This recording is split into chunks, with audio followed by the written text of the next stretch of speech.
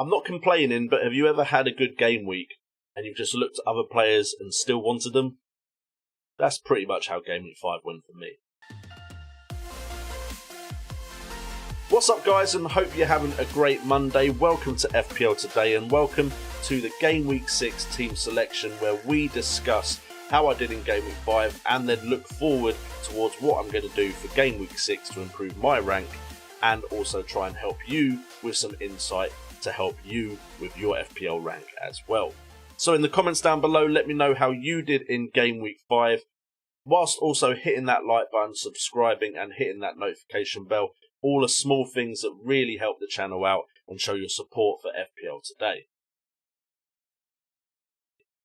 So let's get straight into the video, and we start off with the big scorers in Game Week 5. And unfortunately, I captained just the wrong one, but I don't think it's really an inferior curse because both did outstanding in Game Week 5. And that is, I captained Heung-min Son, who had come in for Kevin De Bruyne. Now, the armband would have been better placed on Timo Werner, who I did captain in Fan Team, but I didn't have the cojones to captain in FPL because I didn't want to come and do this video and have another Werner blank with the captaincy armband on him. So that's an unfortunate slight loss for me, but can't complain with what Son did, getting 13 points, doubled to 26 in that great first 16 odd minutes for Spurs, where him and Kane just went absolutely ham on West Ham United. Werner, on the other hand, finally repaid my faith despite the fact that I put him at risk in the last two team selection videos. He managed to return 2 goals and an assist in a game where Chelsea, like Spurs, managed to throw away leads and ended up 3-3 apiece. The thing with the stats, though, is Werner did look impressive in the game against Southampton, where he did manage to get 3 shots on goal, 2 on target, 3 from inside the box, with 1 big chance and expected goals at 0.67. Also with 1 key pass and 1 big chance created. Son, on the other hand, did pale in comparison to someone I will be thinking about transferring in, Harry Kane. He managed to get 2 shots on goal, 2 on target, with 2 from inside the box, one of those being a big chance with 0.65 expected goals and 3 key passes. However, Kane did really outshine him in the underlying stats, which we will be discussing later. We then move on to the other key players in my game week who did perform well, Martinez being one of them, and I think right now if you're on a wild card or you have a free transfer spare, Martinez looks like a really good goalkeeper at an Aston Villa side that are keeping clean sheets, and to be honest, one of the few teams that are keeping clean sheets in the league at the moment. We also have Mohamed Salah returning in the Merseyside derby. A lot to discuss there, but maybe we'll do that on another video. But Salah's being Mr. Consistent and getting another return with a very quick snapshot volley. And then we also have Ings and Calvert-Lewin returning. I mean, when does Calvert-Lewin not return this season? Calvert-Lewin with a towering header to bring Everton back into the game. And Ings, of course, doing what Ings does, which is finishing chances, and just does look very good in that Southampton side. Just I'm not sure out of those 3, now that Werner has hit form, can I really, after giving him that much time, transfer him out? So Ings does seem to be the striker that is the most disposable out of those 3. Stats-wise, of course, Salah is nearly always king of underlying stats with 6 shots on goal, 4 on target, 4 from inside the box, with 1 goal, 1 key pass and 1 big chance, expected goals at 0.70. Calvert-Lewin also very impressive in the underlying stats with 5 shots on goal, 3 on target, 4 from inside the box, and 2 big chances with expected goals of 1.05. That's the highest for anyone in my team as far as expected goals are concerned. And Ings had 4 shots, 2 on target with 3 from inside the box, 1 big chance with 0.67 expected goals. So all fairly impressive with their underlying stats. But then we move on to the players I was hopeful for points from, but didn't really get anything from.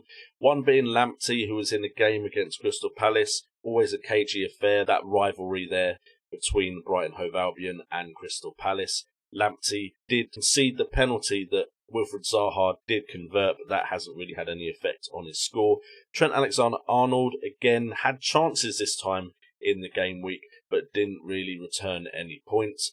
and Robertson is looking very tempting right now. And then we had Jack Grealish, who I brought in because, one, I do like Jack Grealish. I have fond memories from last season when I had him at the right time, and Aston Villa do look very impressive, and I feel like he could be a key man for them. Bit disappointed that it was Barkley and McGinn who did well in this game week. Watkins was also someone I was looking at who didn't get any returns. But Grealish with 3 points, I can't complain when the rest of my team did so well. Underlying stats-wise, Trent did have 2 shots on goal, with 1 from inside the box and 1 key pass. Lamptey did also have a shot on goal, which was from inside the box, but wasn't on target, but did play 3 key passes. And Grealish did play 4 key passes with 1 big chance created, but had 0 goal threat in what was a pretty cagey affair against Leicester City. And then we look at Seiss and Podence, who are playing tonight against Leeds away.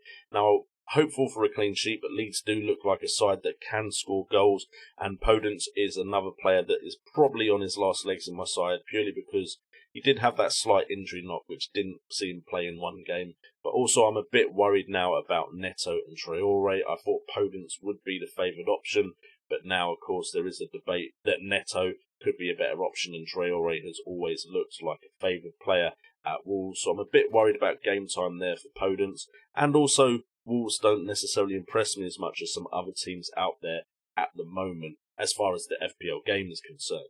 And then we have the bench. We have Steer, of course, with his traditional 0, because he's not going to play when Martinez is there.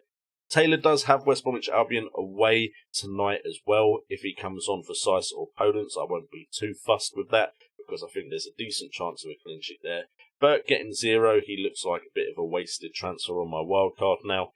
And Mitchell getting the 1 point, and also at risk from Van Arnholt coming back. That has left me on game week points of 77, with a -4 down to 73, because I brought in Grealish and Son for Kevin De Bruyne and Phil Foden.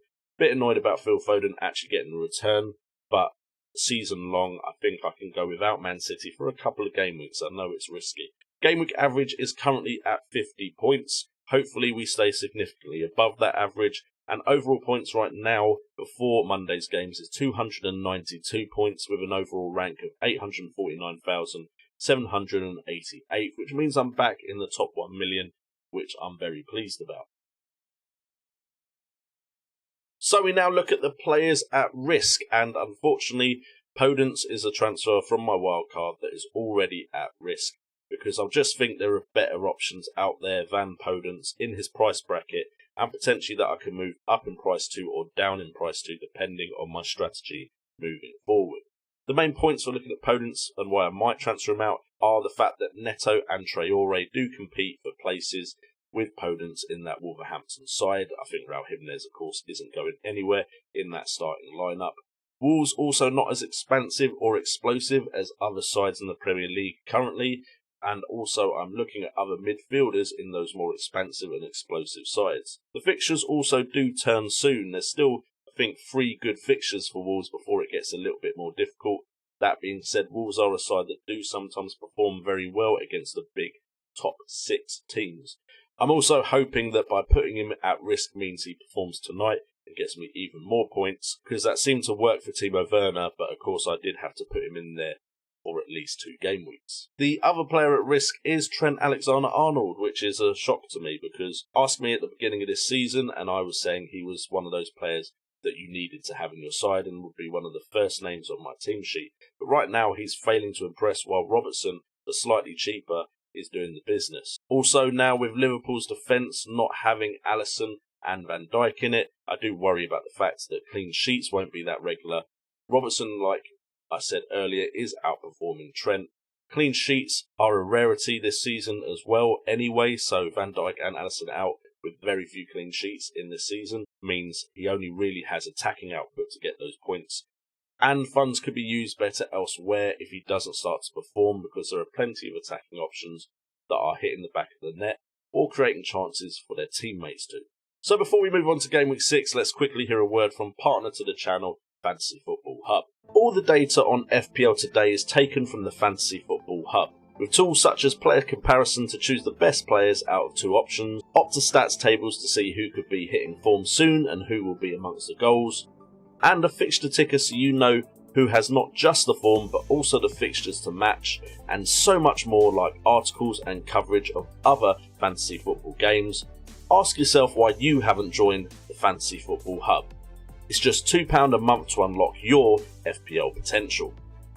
So if you are interested, check out the link in the description for the Fantasy Football Hub. It does support the channel just a little bit and it will be greatly appreciated as we look on to Game Week 6. We start off with our defenders and goalkeeper, and it's going to be the same as last week. Transfer probably isn't going to be used here, but there's a small chance it might. Martinez starts in goal with Leeds at home. I'm just very hopeful of Martinez to continue giving me those points that he has been since I brought him in on my wildcard. We have Seiss against Newcastle at home, Trent against Sheffield United at home, and Lamptey against West Bromwich Albion at home.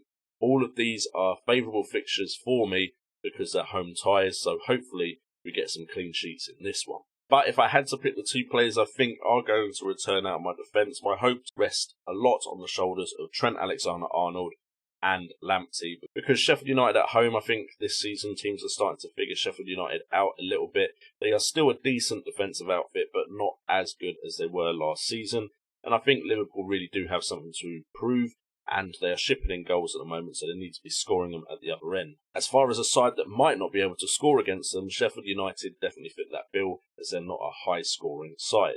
And then Lamptey against West Bromwich Albion at home. West Bromwich Albion's defence has been very leaky at the beginning of this season as a newly promoted side, so hopefully Lamptey can get an assist or maybe win another penalty for me that Maupay can put away, although I know some people around me do have Maupay, so I'm not sure I want him to necessarily score, but Lamptey getting a clean sheet and some points would be very helpful. Seiss I'm not too sure about with Newcastle because Wilson does look good, as does St. Maximin recently, so a little bit worried there about a clean sheet in this one. And I've already said about Leeds, they're just a very attacking side with 5 forward. When they do get forward, there could be goals against Villa here, but hopefully Martinez can at least get some save points if he does concede. We then move on to the midfield. Again, quite hopeful here, although there is the possibility of one of these not making Game Week 6. We have Son away at Burnley, Salah at home against Sheffield United, Grealish at home against Leeds, and Podence at home against Newcastle. Now, if Podence shows anything tonight, he will probably keep his place for this Newcastle fixture, just because I do think there could be goals there for Wolves, although, like I've said already in this video, I don't think Wolves are that expansive and explosive. Meanwhile, Grealish against Leeds, high hopes here because Leeds have shown that they can concede against decent sides, although they have been doing better defensively as the season has gone on. But Grealish, if there is a goal, has a good chance of being involved. Salah, this might be the game where I put the captaincy armband back on him. I did consider at the beginning of the season transferring him out and then only bringing him back in for this fixture, but he's proven his worth and I'm happy I've kept him, so he could get the captaincy in this one. And Son, with the way Spurs are playing at the moment, always has a chance of the captaincy armband, even if it is Burnley away. And Burnley, again, will be watched tonight. They might not necessarily have the defensive performances that they've had from last season, as that team looks like it's slowly on the decline and hasn't really improved much. And then moving to the forward line, and we have Ings, Calvert-Lewin and Werner. And for me, this is probably the area of my side that I'm the least happiest with as far as Game Week 6 is concerned. Ings against Everton at home and Calvert-Lewin against Southampton away. Both sides can score goals and both have been conceding, so it could be a good fixture for me, with both of them getting returns. The problem is I feel like there's potentially a better option out there than Ings at the moment. I can't get rid of Calvert-Lewin because of what he's done for me so far this season, and Werner just returning recently after I've given him 5 game weeks to. Feels like if I transfer him out now and he did something against United, I'd be fuming at myself.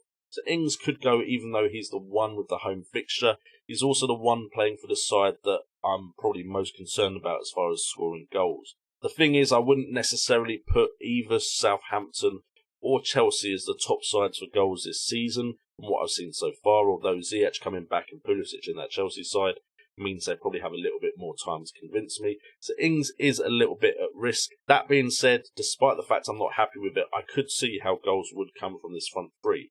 So it might not change for this game week, but I do have a big glaring missing player that I'm sure you've all noticed, and is going to be the first player on the potential transfers, which you'll see in a minute. Just to wrap this up with the bench as well, it's going to be Mitchell in the first slot with Fulham away, Burke in the second slot with Liverpool away, and then Taylor in the final spot with Tottenham Hotspurs at home. Now, they're probably very unlikely to come on this time. Mitchell, maybe if I hear last minute news that he's playing and there's an injury to someone else, could come into the starting 11, but I doubt it very much. I think this will be my starting 11 if I don't use any transfers.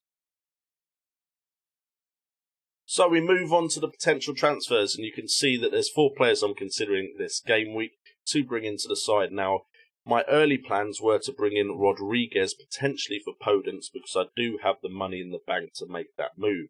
Rodriguez looks really good. He looks like a class player, almost on the levels of Bruno Fernandes when he came into the Premier League, which I think I pretty much say every single video. And I think that Everton side is definitely going to keep this run of form going. So Rodriguez looks like a great player for me to bring in to complete the midfield that would pretty much match the video I put out before Game Week 5. I was going to put out a striker video for Game Week 5 as well, and Kane would have been in that list with the likes of Maupay, Ollie Watkins, and of course Dominic Calvert-Lewin. However, I may not go that way now, purely because of what Werner's done recently, but Kane is definitely someone I want in my side. And then there's the potential to move him to Aguero when Spurs' fixtures get more difficult, but right now Kane looks like he could score against anyone. Bruno Fernandes is also in consideration. That finish against Newcastle was a top-class finish right in the top corner, and he's a player that I've regretted selling like I did Son for the likes of Kevin De Bruyne. I know everyone thought Man City would hit the ground running, but they really haven't. And Bruno Fernandes just seems a quality player that Man United really need to perform if they're going to do anything this season. And then Robertson also makes a list as a potential replacement for Trent, although I am looking at the likes of Digne as well, and even Aaron Cresswell from West Ham, which I never be saying this season, but West Ham have looked decent, and Cresswell has provided some potentials for assists. Looking at the stats for Game Week 5, Kane was up there with Mohamed Salah as far as underlying stats, with 6 shots on goal, 3 on target, 2 from inside the box, 1 big chance, and 2 goals scored with an expected goals of 0.8. 2 key passes also played, expected assists at 0.22. We also have Bruno Fernandes up there for underlying stats as well in a game that potentially they got lucky in with a lot of the goals coming near the end, but 5 shots on goal, 3 on target, 2 from inside the box, 1 big chance with expected goals at 1.07, which is 0.02 higher than Calvert-Lewin, so he is someone I would consider for my side now with that 1 goal in that Newcastle game, and 6 key passes with 1 big chance created, and expected assists at 0.70, also highest of all the players I'm looking at compared to my side.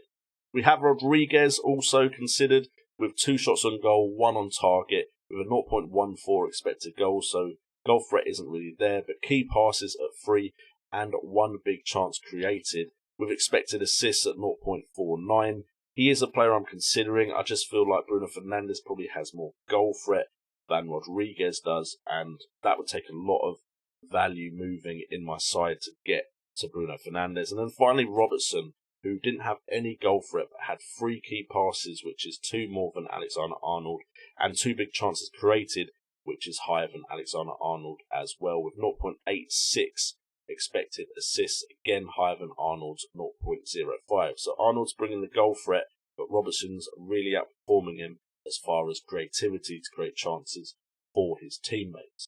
So guys, that is it for this video. Hopefully you have enjoyed it. If you have, make sure to hit that like button, subscribe and hit that notification bell. Like I always say, your support on this channel has been fantastic, and hopefully we will keep growing throughout this season. If you want access to this data that I have presented in this video, do also go and check Fantasy Football Hub out, top link in the description.